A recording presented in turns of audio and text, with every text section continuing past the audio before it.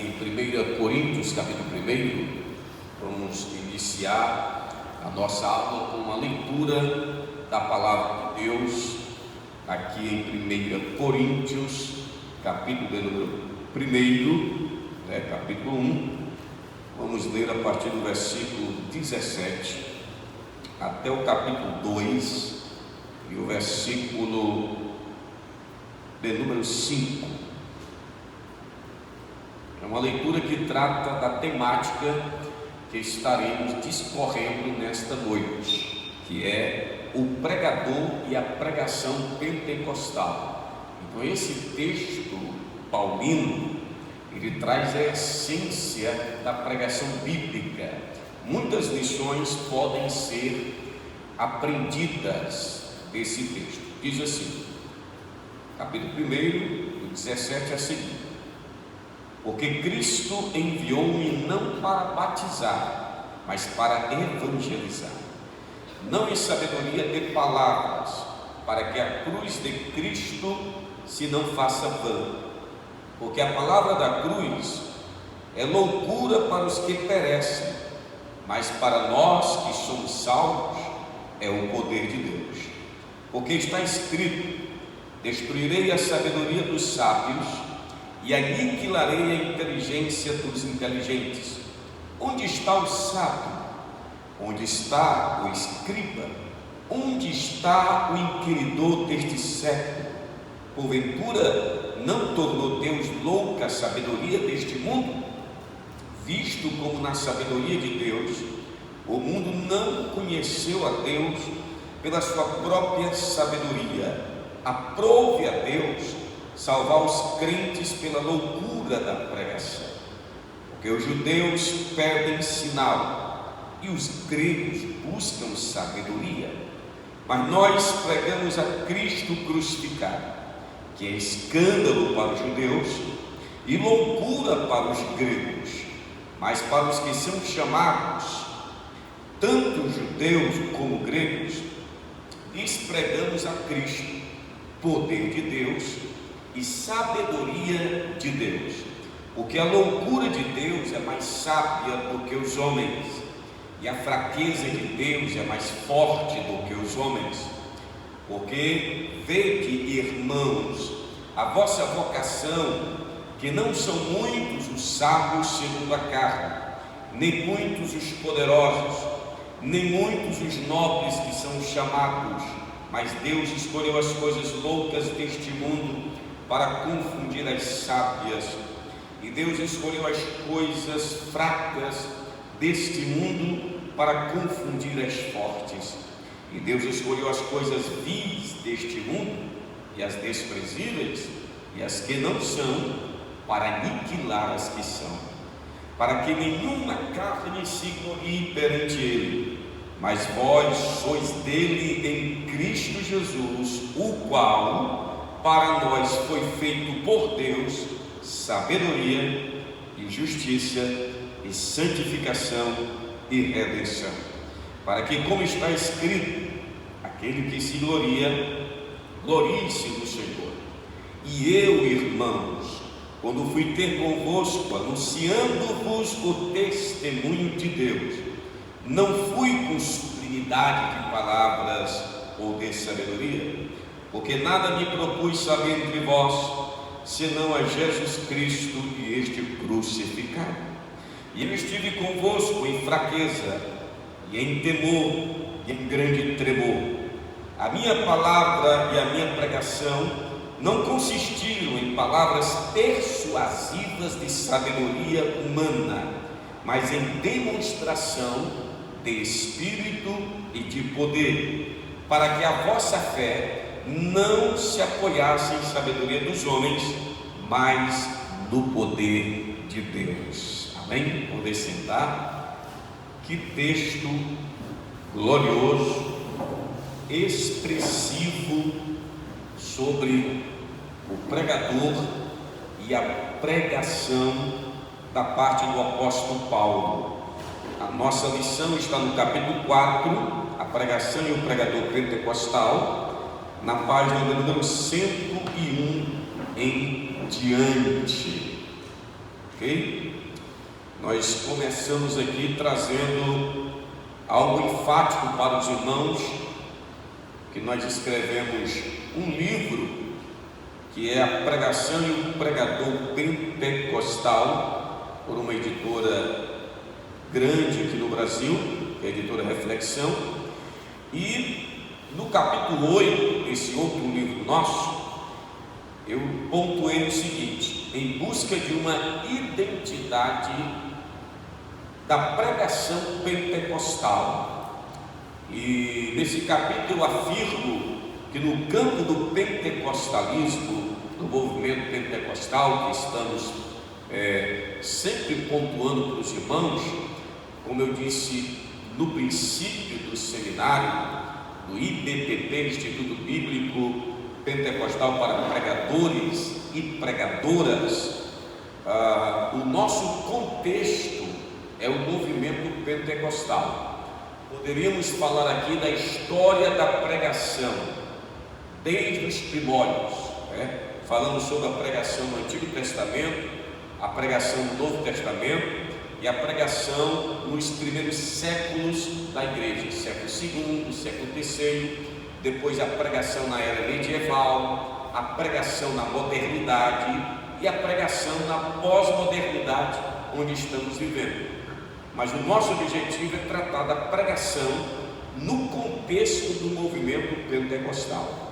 Existem vários estilos de pregação, várias formas de se elaborar um sermão. Da próxima matéria, nós vamos tratar do pregador e a homilética. A homilética é a arte e a ciência de preparar sermões. Então ali nós damos uma dica, nós encaminhamos os irmãos para compreender como você vai ler a Bíblia, analisar o texto e estruturar um esboço para você seguir na exposição. Mas neste capítulo, nesta aula, nós vamos tratar da questão da identidade, da essência, da natureza, da característica da pregação pentecostal. Como eu falei, nós poderíamos falar da pregação apostólica, da pregação dos pais da igreja. Aliás, primeiro são os pais apostólicos, depois os pais da igreja. Quem são os pais apostólicos? São aqueles que sucederam os apóstolos. Então, a partir do final do século I, o último apóstolo morto, ou o último apóstolo que morreu, foi o apóstolo João, na década do ano 90 do primeiro século, 90 e alguma coisa, ele veio a falecer. Então, no século II, a partir de 100 e pouco, teve pessoas que sucederam os apóstolos. Um bem conhecido é Policarpo, que foi discípulo do apóstolo João. Então, eu poderia falar desse período, da pregação destes homens, como eles ensinavam. E após estes homens, existem os que são chamados na história como pais da igreja. A igreja católica apostólica romana fala muito dos padres da igreja.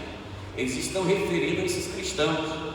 Tem gente que afirma, eu já vi isso de forma absurda, até no YouTube, nas redes sociais, pessoas afirmando que Constantino, o imperador de Roma, no século IV, ele fundou a igreja católica. Isso é uma mentira deslavada, sem nexo histórico. A igreja católica já existia, meus queridos irmãos, há mais de 200 anos. A igreja católica apostólica romana é a igreja que Paulo escreveu a carta aos romanos. Só que após Constantino, Teodócio, no século IV, e outros imperadores, houve uma transformação no cristianismo, que veio a ser conhecido como cristandade. O que é a cristandade? É o cristianismo institucionalizado, que se tornou uma religião legal. Primeiramente, Constantino tornou o cristianismo legal, porque antes era perseguido. Você pode observar as perseguições dos grandes imperadores, como Nero, Domiciano, Diocleciano e outros. Aí quando chega em Constantino, a religião que era ilegal, ela é legalizada, ok? Em Constantino. Depois de Constantino, Teodócio, ele oficializa o cristianismo. Ele, por exemplo, legalizou por conta que não conseguia acabar com o cristianismo ou porque ele se converteu? Não, existem sim alguns elementos, né? Eu só dei essa pincelada, mas existem alguns elementos. Ele foi para uma batalha contra outro imperador. Na época havia 2 imperadores e 2 Césares, havia tetrarquia, né? Então, quando ele fugiu, tem toda a história, né? O outro imperador que era contra, queria matá-lo, etc. Mas ele viu um sinal da cruz e com a frase no céu, com uma visão que ele teve: com este sinal você vencerá. Por isso que ele trocou o símbolo nos escudos dos soldados e colocou a cruz e as iniciais do nome grego de Jesus. Então ele venceu a batalha contra esse imperador e ele aderiu ao cristianismo. Alguns dizem que foi uma conversão, outros afirmam que foi apenas uma adesão. Mas é claro que o objetivo de Constantino era a estabilidade do Império Romano. Então, como bom político, eu vou para a igreja para agradar todo mundo. É o que acontece hoje, entendeu? Então foi isso que ele fez, para dar uma estabilidade. Na época de Constantino, apesar das perseguições, cerca de 50% do Império Romano era cristão. Então, como eu, como líder político, poderia trazer estabilidade para a cidade, para o Império Romano? Legalizando a religião cristã, deixando de perseguir os cristãos, porque eu vou tê-los como aliados, eu vou ter os filhos dele como soldados do meu exército, eu vou ter os intelectuais dele do cristianismo dispostos a me ajudar, eu vou abençoar, entre aspas, eu vou abençoar os bispos, os líderes, para que eles tenham posições no império, no governo, para trazer a paz. Então foi toda uma manobra política e religiosa, porque a religião e a política sempre estão juntas, e elas devem estar juntas e distintas, só não se devem ser confundidas e misturadas. A sociedade humana, conforme Deus a criou, é religiosa e política, ou seja, ela tem um viés de adoração, de liturgia, e um viés político, sociocultural, né? A questão da administração da cidade. E o espiritual, ele dá um equilíbrio ao mundano, ao secular. Toda vez que o espiritual distorce o mundano, o secular ou humano, podemos dizer assim, também é distorcido. Por isso que quando você vai lá no livro do Apocalipse, capítulo 17 e 18, capítulo 17, Babilônia religiosa, capítulo 18, Babilônia política, econômica, sociocultural, Deus vai destruir as duas. Aí no capítulo 19, Jesus vem, implanta o reino, capítulo 20, e tem um reinado religioso, social, político, segundo os princípios do reino de Deus. Mas antes, ele vai destruir a falsa religião e a falsa política, entendeu? Então, tá junto. Então, Constantino, ele teve essa manobra, mas ele não foi fundador do cristianismo.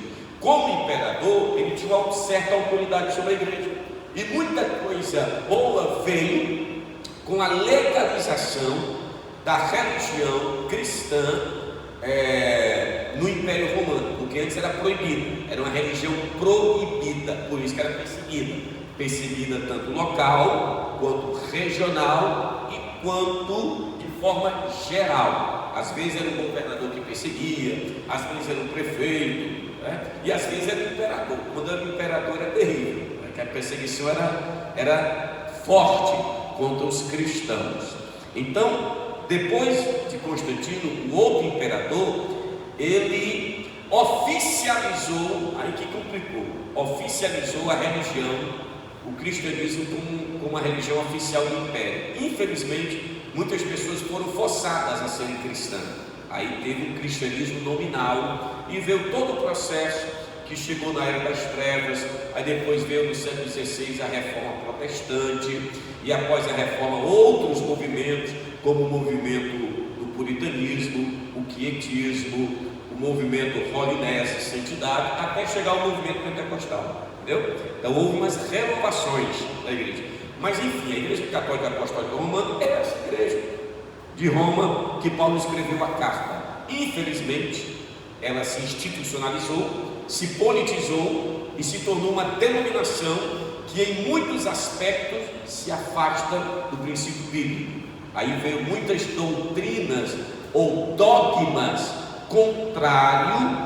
contrárias à palavra de Deus, como a questão da Assunção de Maria, questão do purgatório e outras doutrinas mais.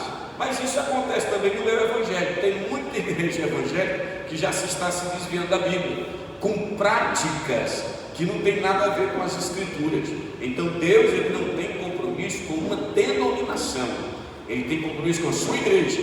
E a igreja de Cristo é uma igreja invisível, cujos membros estão agregados ou congregados nas igrejas locais. É isso? Você vê que quando Jesus envia as suas cartas, no capítulo 2 e 3 de Apocalipse, são para 7 igrejas locais.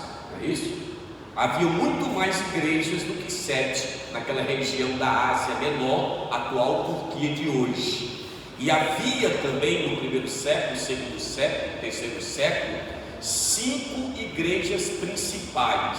A primeira de Jerusalém, a segunda de Antioquia, capítulo 13 de Atos, a terceira de Constantinopla, só cidades importantes do Império, a quarta em Alexandria e a quinta em Roma.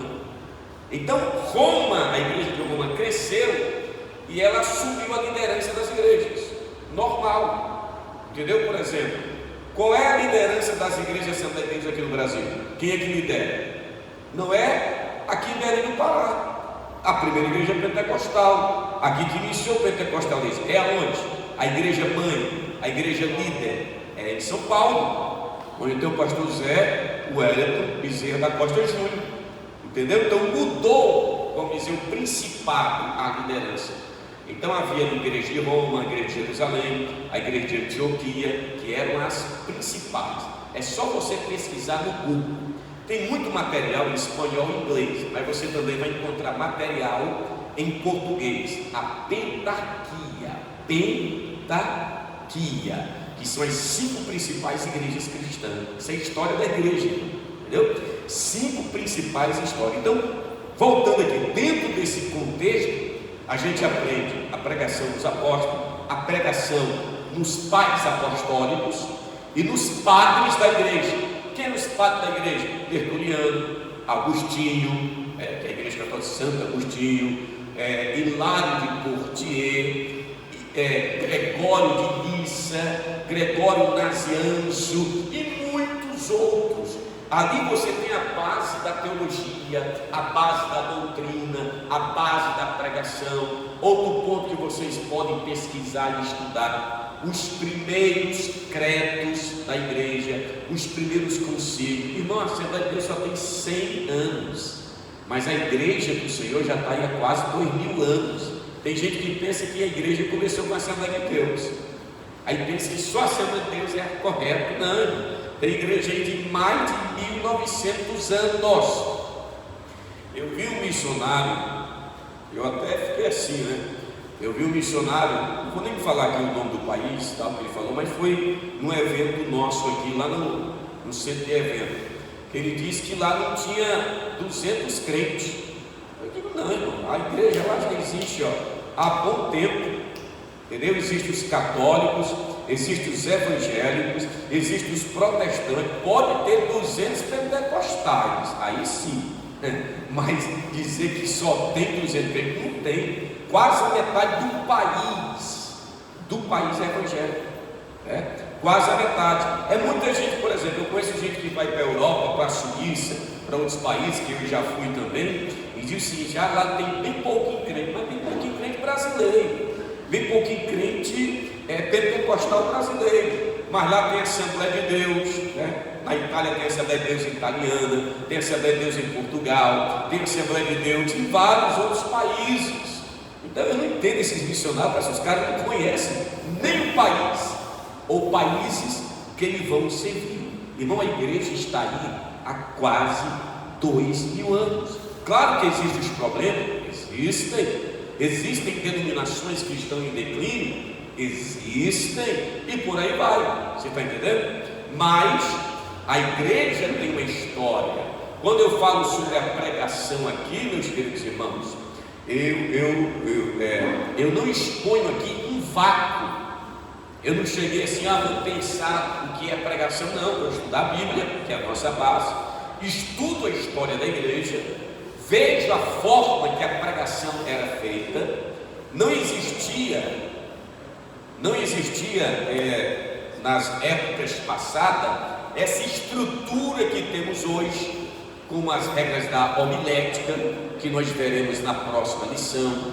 Não havia essas regras que temos hoje da hermenêutica. Isso aí é uma construção histórica, é o esforço dos irmãos, dos estudiosos, para melhor servir a igreja e melhor compreender a palavra de Deus e ensinar para os irmãos. É uma construção, ok? A gente não está num vago histórico. Jesus morreu lá no ano 30, cerca de 33, 37, 36, ninguém sabe a data correta, das confusões do calendário. Aí depois a igreja desapareceu e nasceu aqui em Belém do Pará. Que isso? Onde estava o Espírito Santo? Então a história da igreja é grande, é maravilhosa. Em Jerusalém não existe igreja, lá tem 17 denominações diferentes. Tem igreja cópita, tem igreja latina, tem igreja aramaica, tem igreja que fala o idioma que Jesus falava, que é o aramaico. Entendeu?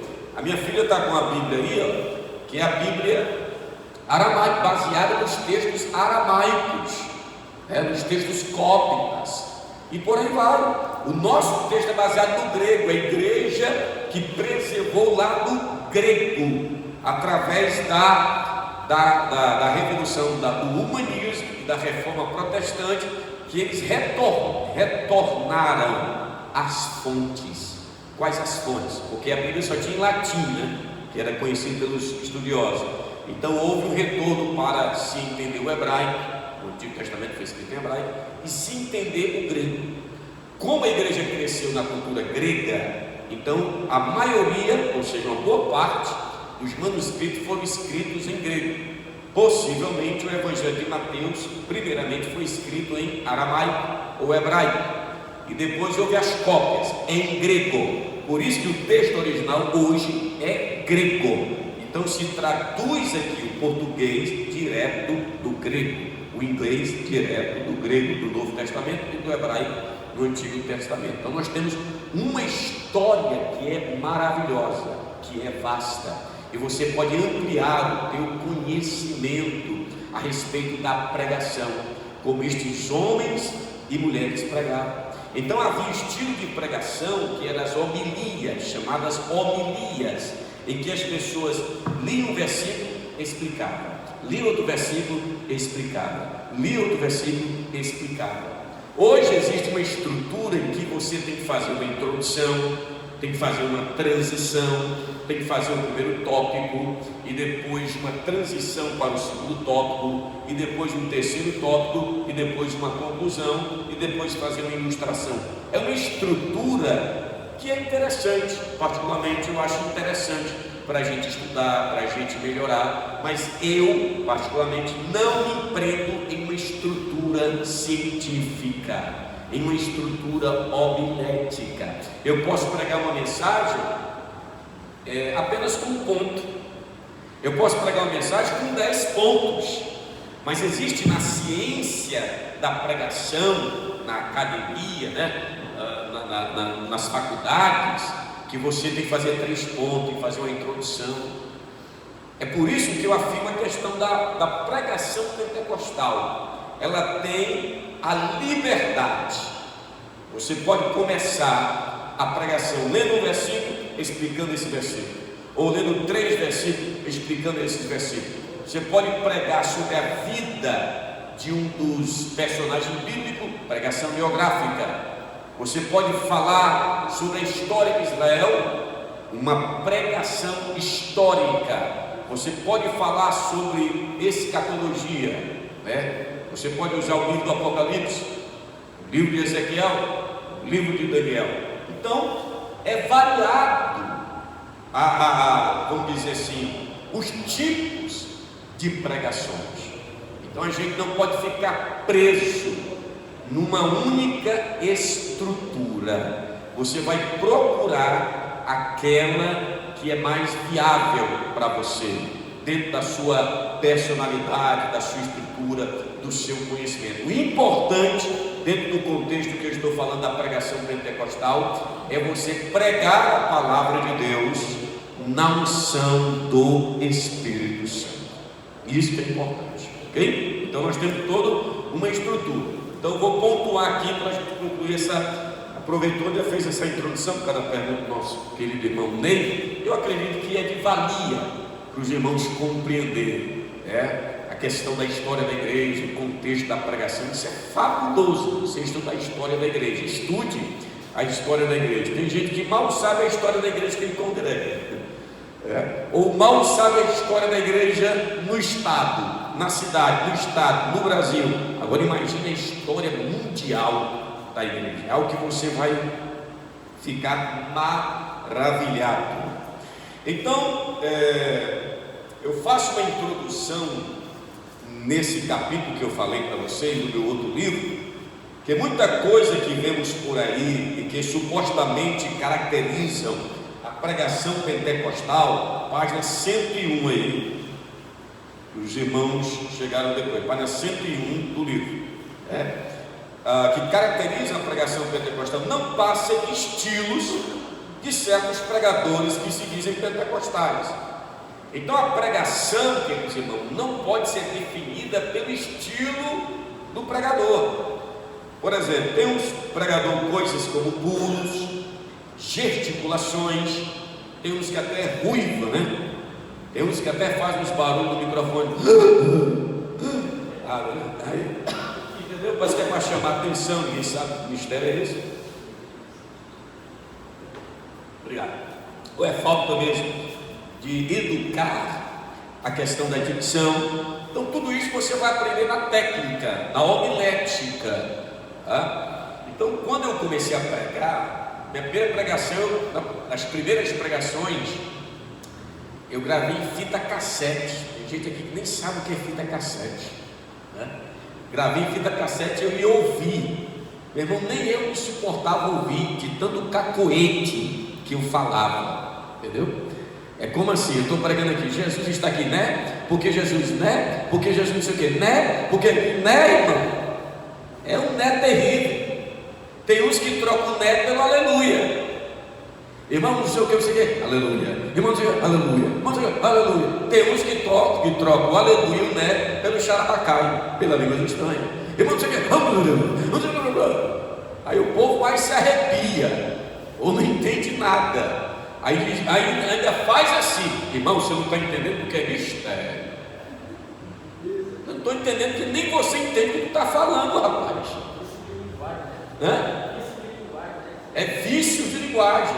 Então você vai se educando. Uma vez tinha dois obreiros aqui que estavam falando a meu respeito, o presbítero e o pastor, dizendo: pastor Ivan só quer falar bonito. Só quero não, irmão, eu quero falar bonito mesmo, que é para Deus, que é para a glória de Deus. Olha a mentalidade dos caras, querem continuar na mesmice, na burrice, na idiotice. Não siga esse tipo de pastor e obreiro, porque você vai ficar na mesmice. Melhore a sua vida. Aí a pessoa está assim: eu estou rouca, mas eu vou cantar para Jesus. Quer dizer que para Jesus canta de qualquer forma.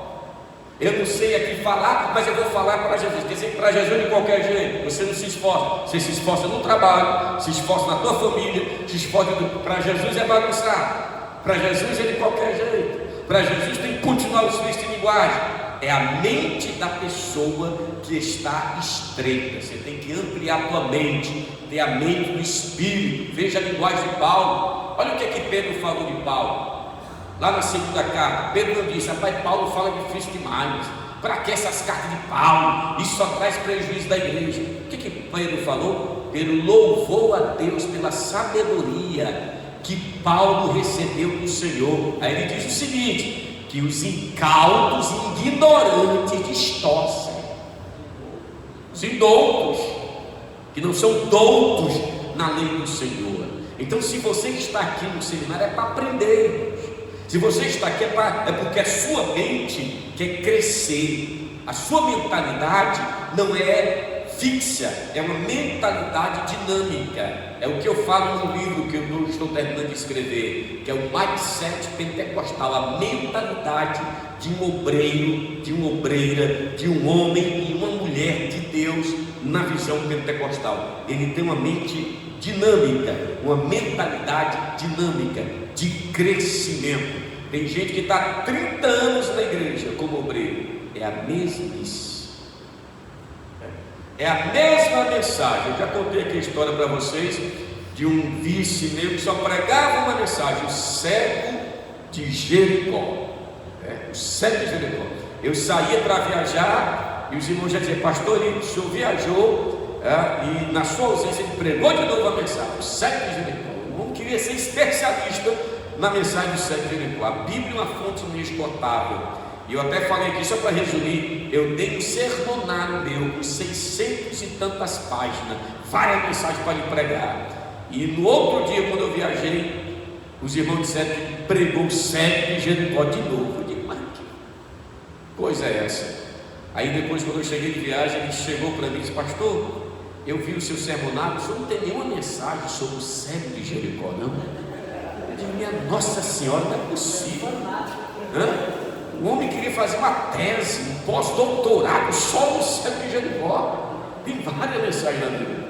Eu não digo que é pecado você pregar a mesma mensagem, mas no mesmo lugar, na mesma igreja, depois, 7 dias depois, você pode pregar. Eu prego a mesma mensagem aqui, em outras cidades, no mundo todo, onde eu viajo, tem a mensagem que eu prego, repito, é o que é a mensagem de Deus. Mas toda vez que você vai no culto e prega a mesma mensagem, o povo já sabe até o momento que você vai falar línguas estranhas. Depois dessa palavra ele vai no mistério. Aí tem uns que o negócio é tão decoreba, é tão decorado, que você sabe até a revelação que ele vai dar para alguém. Aí esse tipo de pregador, irmão, não caracteriza um pregador pentecostal. Não é pelo estereótipo, não é pelos cacoetes dele, né? Não é pelo porque não sei o que, não é isso. Infelizmente as pessoas têm essa visão de um pregador pentecostal, mas eu quero dissipar, estilhaçar essa visão, esse entendimento, para que tenhamos uma compreensão do que é ser um pregador pentecostal, ok? Então, essa questão aí de sapatear não deve ser tomado como identidade ou essência do pregador ou da pregação pentecostal. Haja vista que no universo do púlpito pentecostal há pregadores que não pulam e são pentecostais, há pregadores que não sapateiam e são pentecostais, há pregadores que usam um pedestal para pregar, outros pegam o microfone como eu pego aqui e pregam. Tem uns que ficam parados, tem uns que ficam andando para lá e para cá. Então isso é característica de cada pregador, mas não é uma característica de um pregador pentecostal. Tem uns que são monótonos na voz. Aí isso aí já é questão do estilo de voz.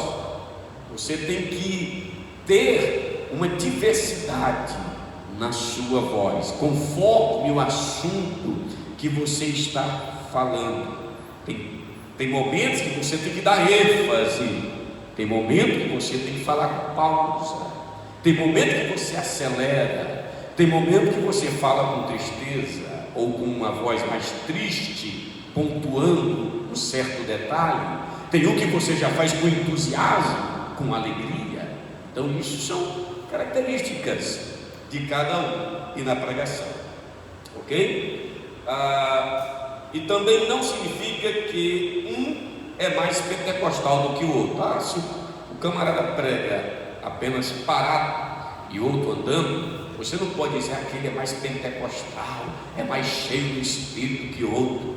ou se um prega calmo e outro mais acelerado, não quer dizer que o mais acelerado está com fogo do Espírito, não. Isso não caracteriza, como veremos, a pregação pentecostal. Então não vemos, página 102, não vemos aqui uma caracterização da pregação pentecostal. O que temos nesse estilo que eu falei para vocês são estereótipos de certos pregadores. Por isso eu creio que nós não devemos confundir estilos de certos pregadores pentecostais com a identidade da pregação pentecostal que precisa ser traçada.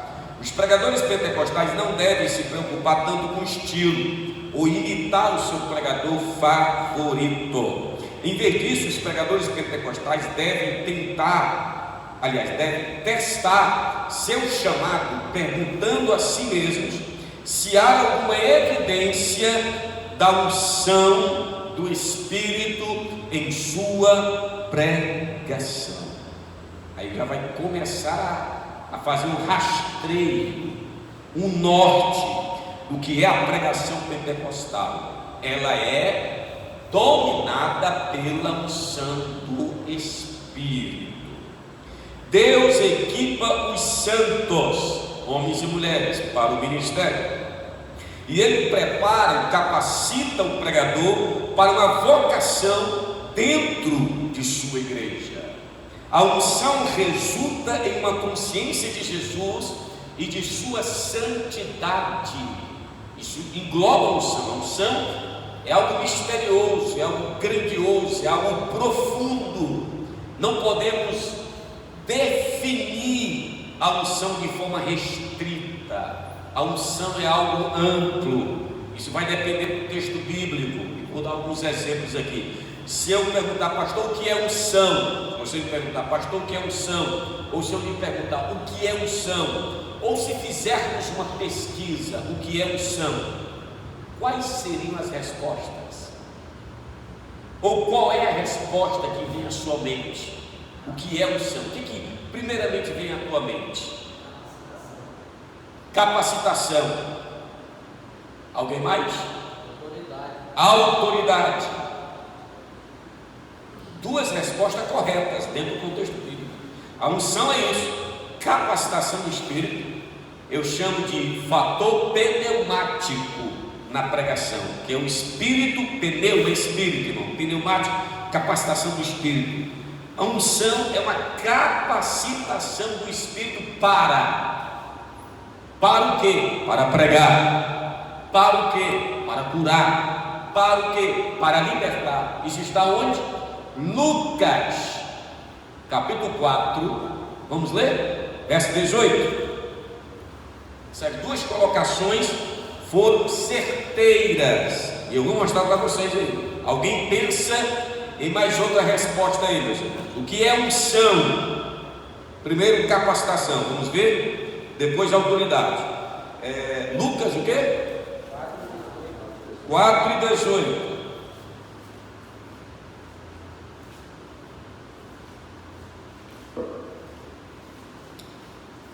O Espírito do Senhor é sobre mim, pelo que me ungiu para, viu aí? Unção para. A unção, irmão, não está no estilo da pessoa, do estereótipo, do externo. Se ele fala alto ou baixo, se ele fala devagar ou depressa, se ele fala monótono ou dinamicamente, se ele levanta o braço ou não, se ele tem dificuldade na respiração ou não. A unção é uma capacitação do Espírito. Então, quando eu vou pregar, eu digo, Senhor, me capacita. Porque alguém pode pregar a mesma mensagem e um pode ter a capacitação do Espírito e outro não. Um pode ter a unção do Espírito e outro não. A mesma mensagem. Porque Deus, irmãos, Ele não capacita a mensagem, Ele não capacita o esposo, Ele não capacita o papel. Deus capacita homens e mulheres. Deus não unge páginas, Deus não unge folhas, Deus não unge celular, o esboço que está no celular, no tablet, ou no laptop, no notebook, não. Deus unge homens e mulheres para pregar. Veja aqui que Jesus disse que o Espírito do Senhor está sobre meu esboço. E se o meu esboço vai ser terrível, isso? O Espírito do Senhor está sobre mim. Aí eu lembro aqui de Jonathan Edwards, um grande pregador do século XVIII, da Nova Inglaterra, Estados Unidos de hoje. Ele pregou um sermão que é o sermão mais famoso dos pregadores de todos os tempos. Olha o tema do sermão, está na internet, você pode baixar o sermão, a mensagem na internet, em e-book, em PDF, no EPUB, MOB, depende do formato que você quiser. O tema da pregação: pecadores nas mãos de um Deus irado. É a pregação mais famosa. É livro, né? Tem livro, né? Muitos transformaram em livro a mensagem dele. Ele, sabe como é que ele pregou, irmão? Ele era míope, uma vela na mão e o manuscrito aqui, ninguém nem viu o rosto dele. Ele pregava lento. Quando ele pregou, uma unção, um poder de Deus caiu sobre os ouvintes, que o povo se agarrava nos bancos, nas colunas da igreja, clamando a Deus por perdão dos seus pecados, clamando a Deus pela renovação, pelo poder do Espírito Santo. Foi algo extraordinário. Foi desse sermão, ou por meio dele, que houve o avivamento, conhecido como o grande despertamento na Nova Inglaterra. Foi algo extraordinário. Jonathan Edwards.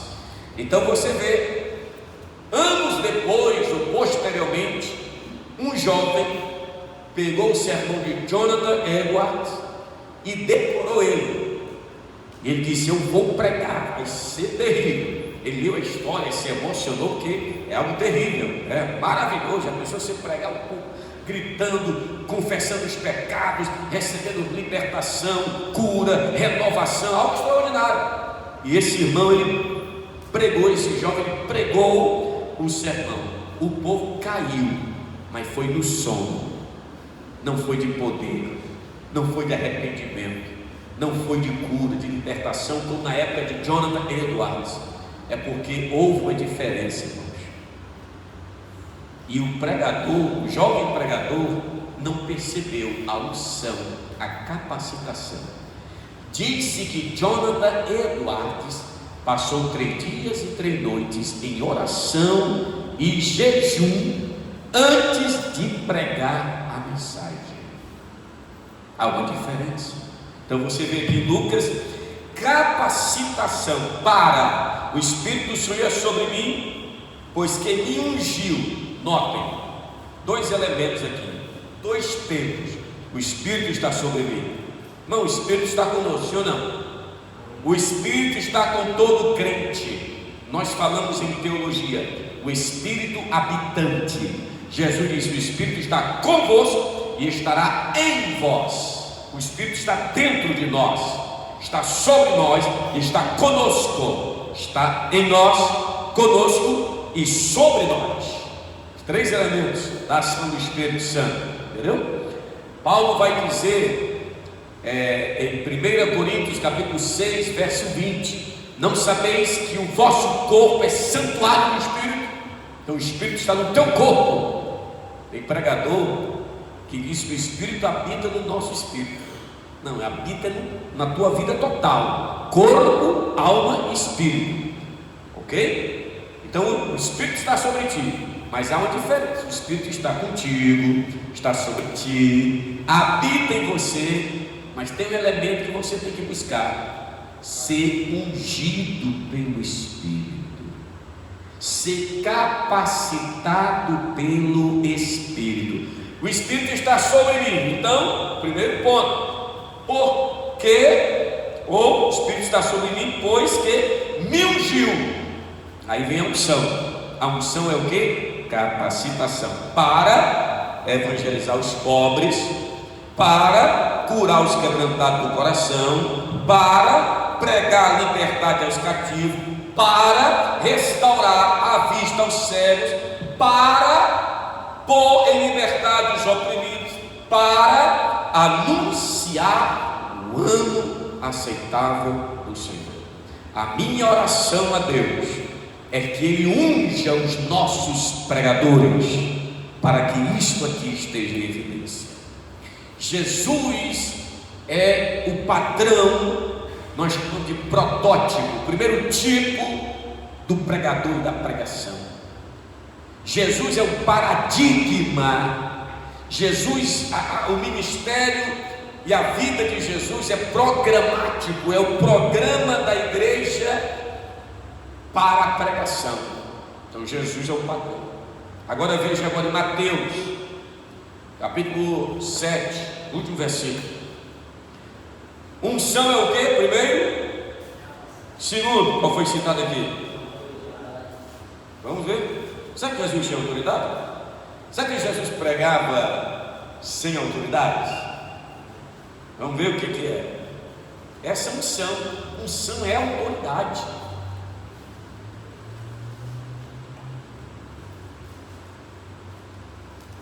Verso 28 e 29.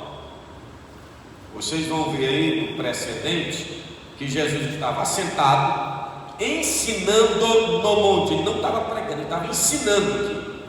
Ele ensinou, capítulo 5 de Mateus, verso 1. Jesus sobe ao monte, assentou-se e começou a ensinar. Nós chamamos Mateus 5, 6 e 7 de sermão do monte, mas estritamente falando não é um sermão, é um ensino do monte, é um ensino. Aqui temos um ensino. Aí Jesus ensinou no capítulo 5, capítulo 6, capítulo 7. Aí quando chega no verso 28, diz o seguinte: e aconteceu, capítulo 7, 28, e aconteceu que, concluindo Jesus este discurso, a multidão se admirou da sua doutrina, porquanto os ensinava como tendo autoridade e não como os escribas. Oh glória! Olha que mensagem impactante, a autoridade de Deus. Jesus não falava de forma duvidosa. Você vai ver o ensino de Jesus, que Jesus ele afirmava verdadeiramente o que o texto está dizendo.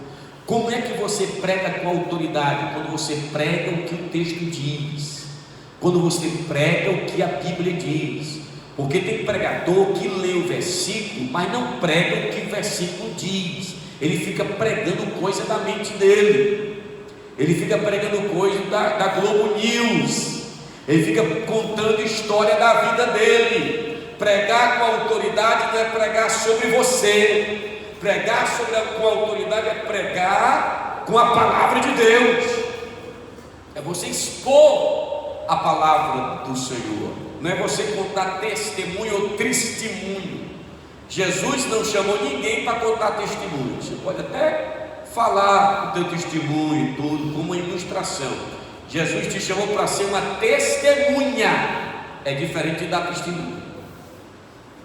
Ser testemunha de quem? Ser-me-eis testemunha. Está escrito isso? Atos 1:8.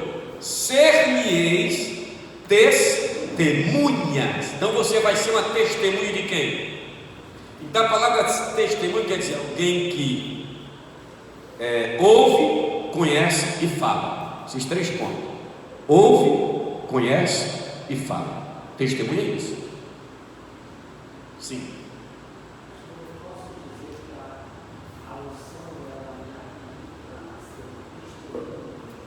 Sim, é como eu falei, ela é ampla. Atos 1:8 é uma capacitação, uma habilitação para ser. Então notem que a unção não é simplesmente um ato, é um ser também, é você ser, é você ser habilitado a testemunhar de Jesus. Então quando uma pessoa ela testemunha de Cristo para o descrente, testemunha de Cristo ou fala de Cristo na igreja de forma contundente, de forma correta, conforme diz o padrão bíblico, é um aspecto da unção.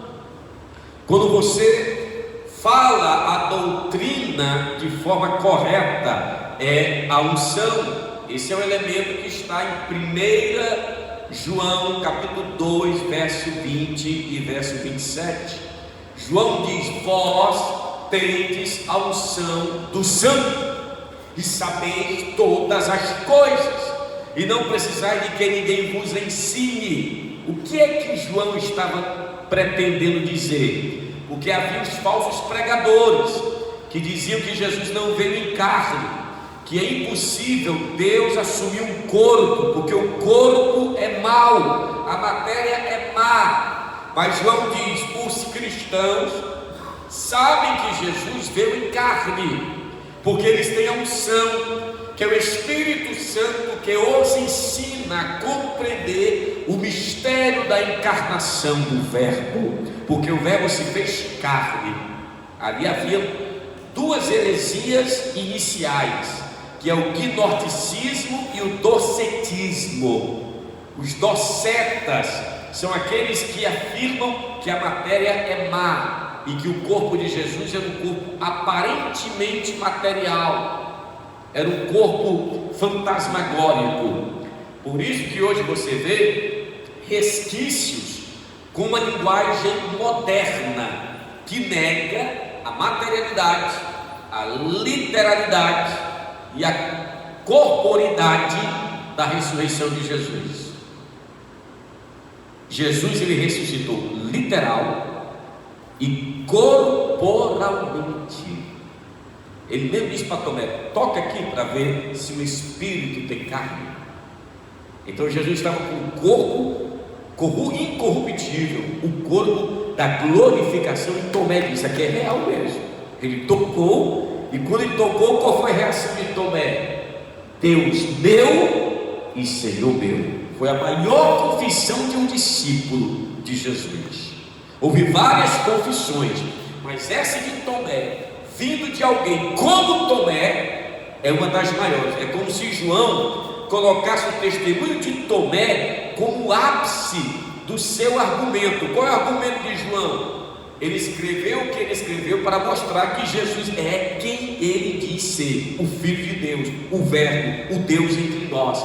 E o ápice da argumentação do Evangelho de João mostra que um camarada que não acreditava que Jesus havia ressuscitado, ele teve um encontro com Cristo e exclamou a maior confissão de todas: Senhor meu e Deus meu. Aí tem gente que diz que Jesus nunca foi chamado de Deus. Olha aí, o povo tem que ler a Bíblia, né? Jesus é Deus. Tomé reconheceu, porque ele ressuscitou física, literal e corporeamente. Então nós devemos afirmar. Por que eu falo isso? Porque tem pregador que diz o seguinte, e tem teólogos, estudiosos, que afirmam que Jesus ressuscitou apenas no pensamento dos discípulos, ressuscitou apenas no coração dos discípulos. Então todas as vezes que você ler a Bíblia, Jesus, ele é vivo para você, ele ressuscitou na tua lembrança, na tua alma. Não, irmão, Jesus ressuscitou de forma literal. Ele ressuscitou dentre os mortos. E Paulo disse, 1 Coríntios capítulo 15, se Jesus não ressuscitou literalmente, é vã a nossa fé, nós somos mentirosos, e não há esperança de ressurreição para os nossos irmãos que morreram. Mas se Jesus ressuscitou, então nós temos uma bendita esperança. Se Jesus ressuscitou, os nossos irmãos que morreram em Cristo, eles virão com Ele em glória, e nós seremos transformados, eles juntos arrebatados para encontrar o Senhor dos ares. Então, unção é capacitação, é ensinar com autoridade.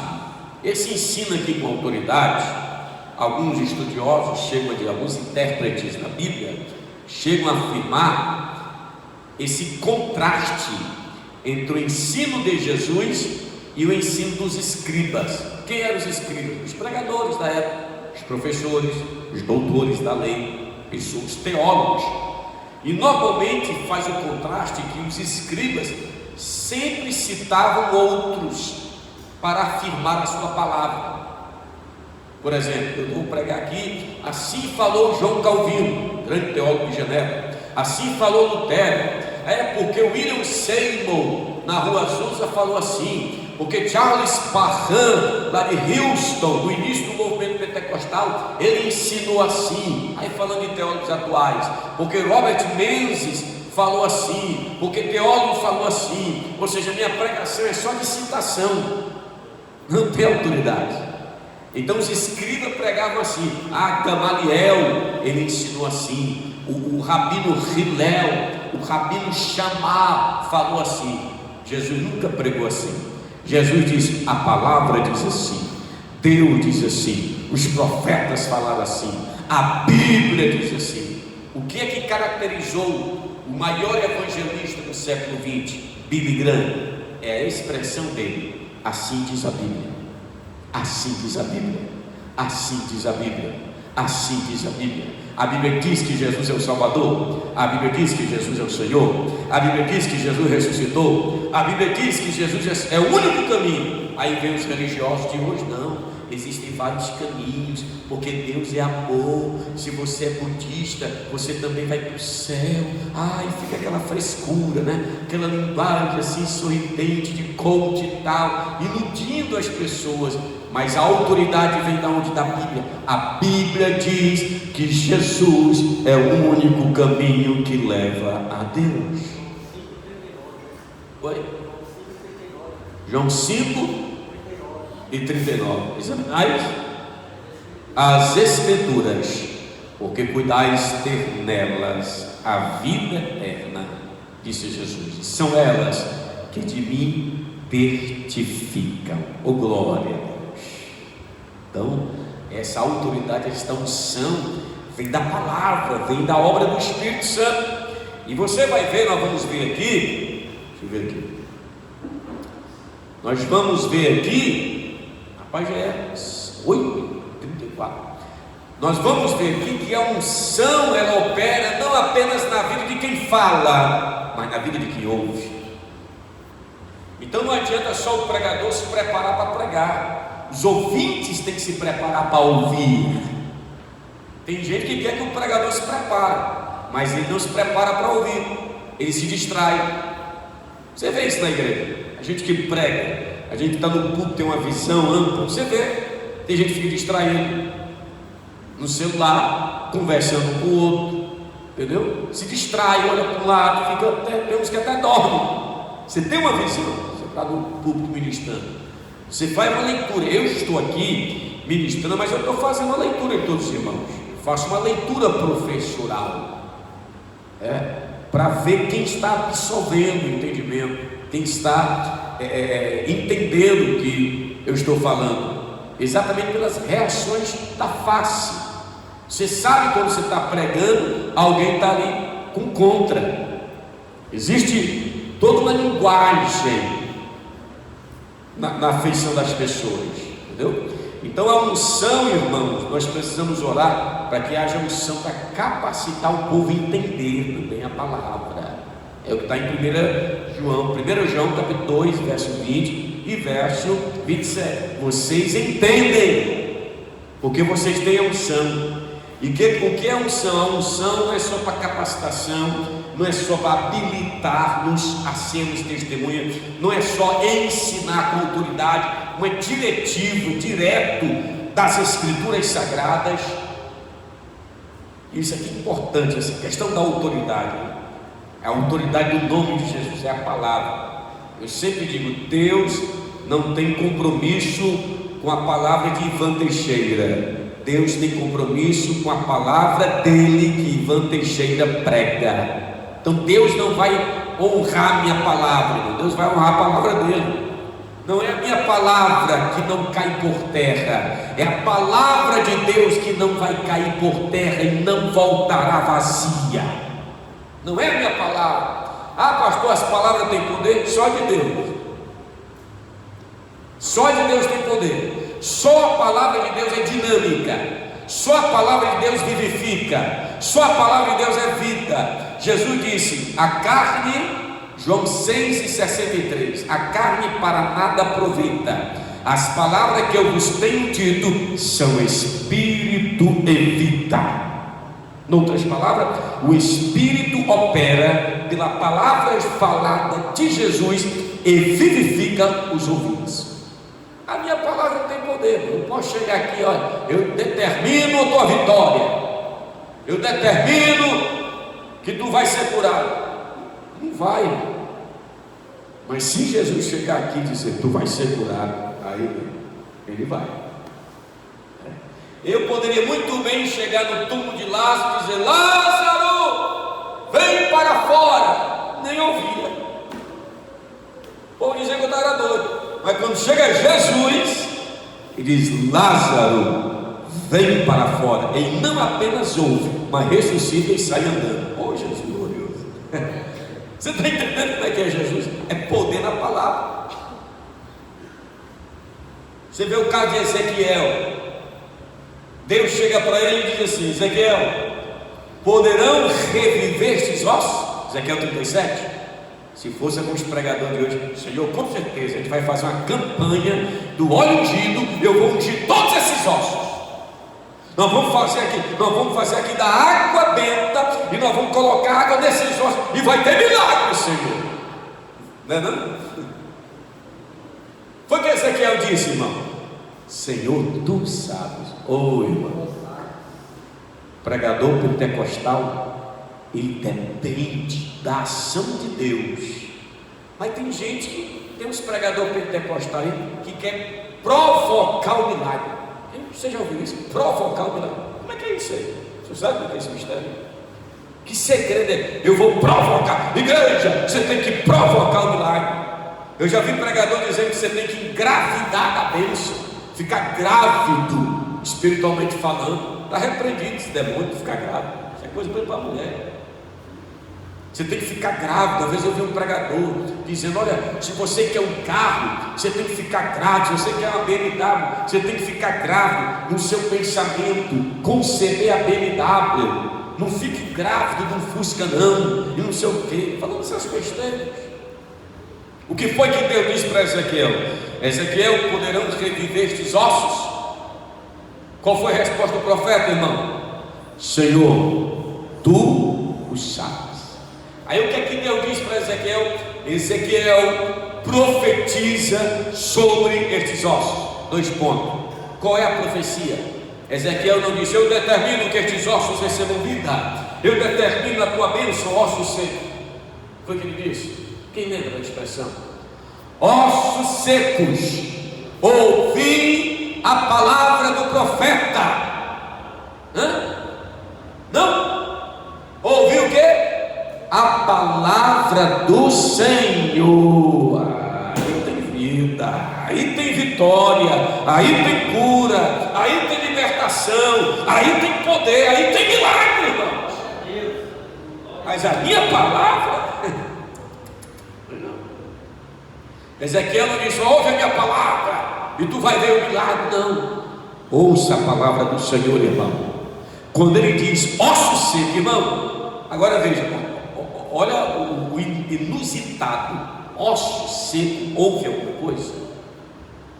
Lázaro morto, ouve? Um morto ouve? Não. Mas é o poder da palavra. É o poder da unção da palavra, a capacitação que Deus dá. Você pode pregar num lugar que só tem ossos secos, mas se você pregar a palavra, o Espírito vai se mover, vai ter um reboliço muito grande e o negócio vai ficar juntando um ao outro, tudo vai ficar em ordem, porque estava uma bagunça, estava uma desordem, e vai se levantar um grande exército e o Espírito vai dar vida. Porque quando você fala a palavra, diga comigo, quando eu prego a palavra, o Espírito se move na palavra de Deus. Qual é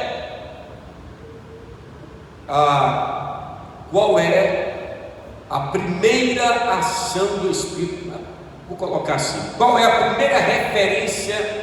Melhor colocar: Qual é a primeira ação do Espírito registrada na Bíblia? O que é que o Espírito estava fazendo? A primeira coisa que o Espírito estava fazendo? Se movia. O Espírito é